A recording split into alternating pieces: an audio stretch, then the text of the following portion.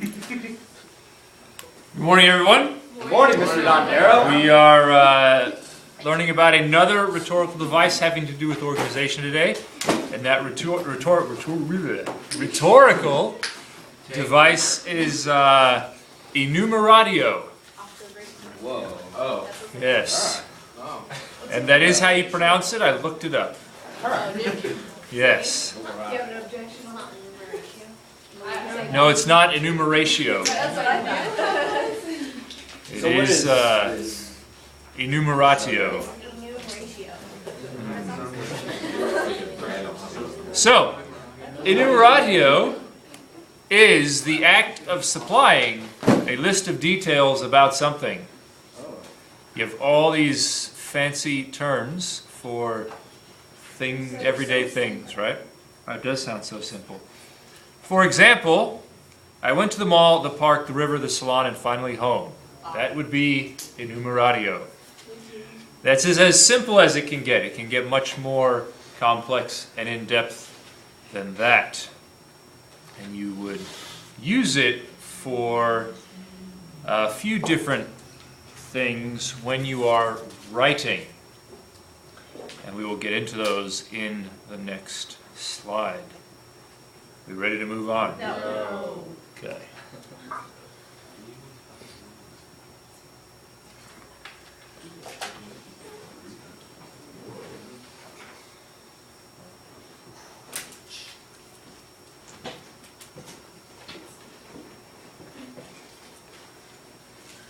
How about now?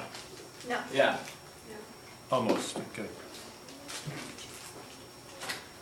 While they're writing, how was your weekend?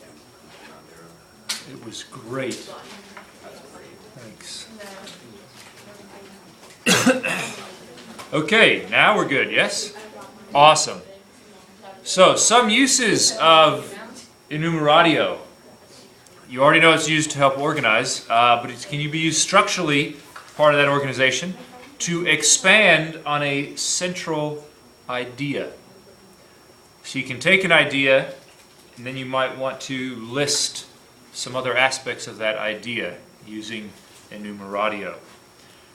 It can actually lend force to an idea by enumerating its many different facets. So you might have one idea that has a number of different subpoints or different ideas connected to it, and enumeratio can help you to emphasize those different ideas and bring them to light so the reader can understand them.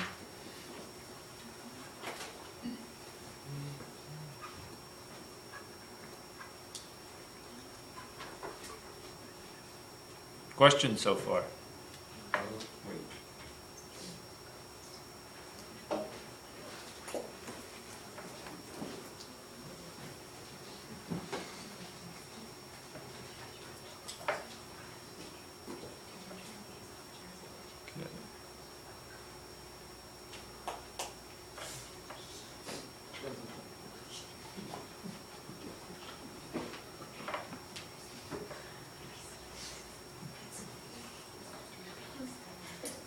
Are we ready to move on? I take that as a yes. So here are a couple more uses. It lets you expound on an idea. So maybe your idea is only one idea, it doesn't have any subpoints, but enumeratio can let you bring out or emphasize the importance of that idea. Okay.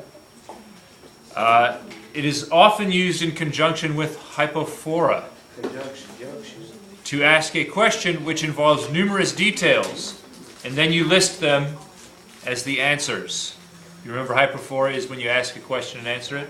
Yes? Of course you all remember that. Good. We need to have like a list along. Oh, don't you have all your notes? Yeah, but I don't know what. But I mean, like a cheat sheet where it's just like, Okay. a quick sentence about it on like a sheet. I'll see what I can do. No, don't. Yes. Who said that? I Okay. said that. Hey, Why do you make our lives so miserable? You can do it yourself. Shut up. Good. It's all right. It'll be fun. Can you record that? Why?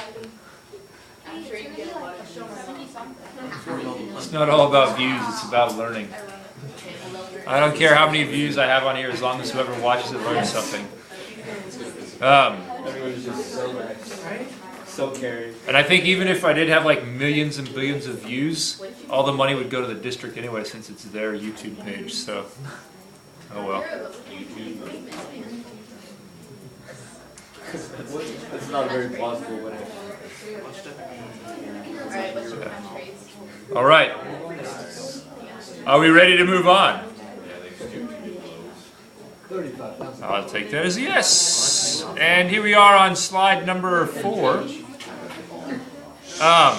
So here's an example. This is actually from a poem by a woman named Elizabeth Barrett Browning. The poem begins with hypophora, and then it proceeds to enumeratio.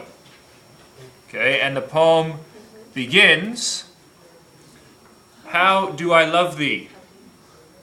Question, right? And then she proceeds to say, "Let me count the ways," and then she goes on and lists a bunch of ways that she loves this person.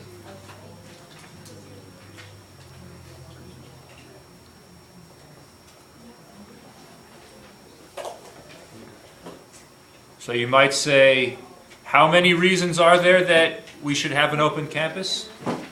Well, let me tell you how many. Right? And then you would list them.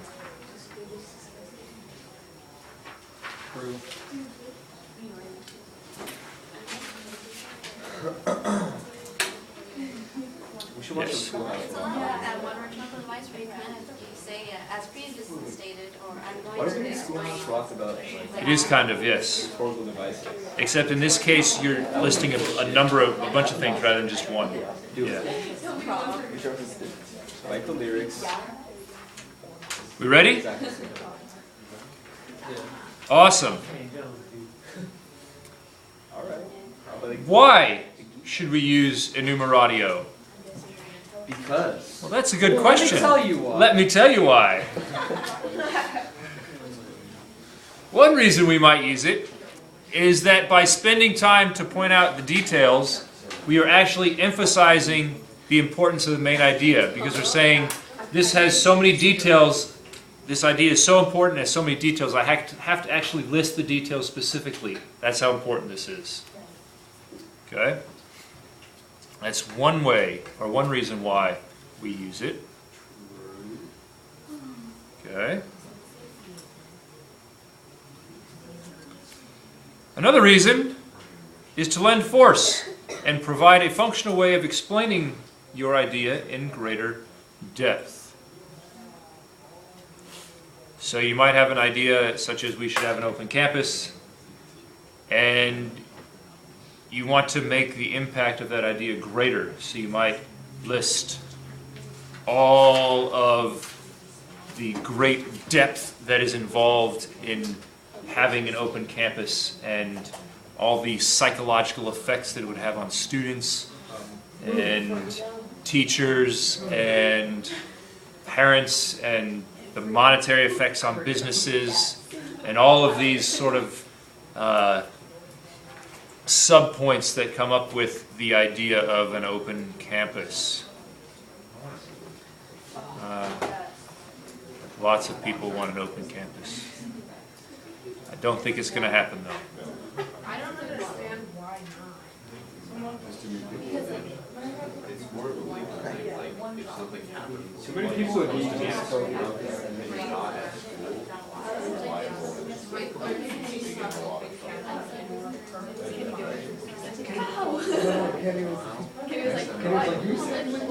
Are we ready to move on? Okay. We're up to slide number 6 now. Here are some cautions.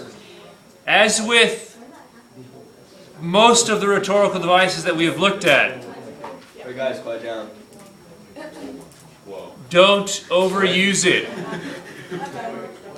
Shh. You didn't say no right now. And then people got quiet. If you overuse it, it can become numbing to the reader to see just bunches and bunches of lists all the time, and the reader, as a reader, you say, yeah, you've given me all these lists, but now please tell me about them. Don't just list things. How about I tell you about this list by listing another list? Yeah, that would be overusing it. A meta-enumeratio, if you will.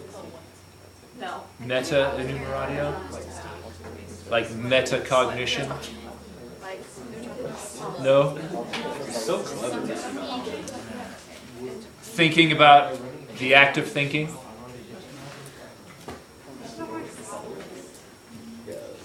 Yes. Questions so far? Why do they make them like have such complex names? Ah. Doesn't make any sense.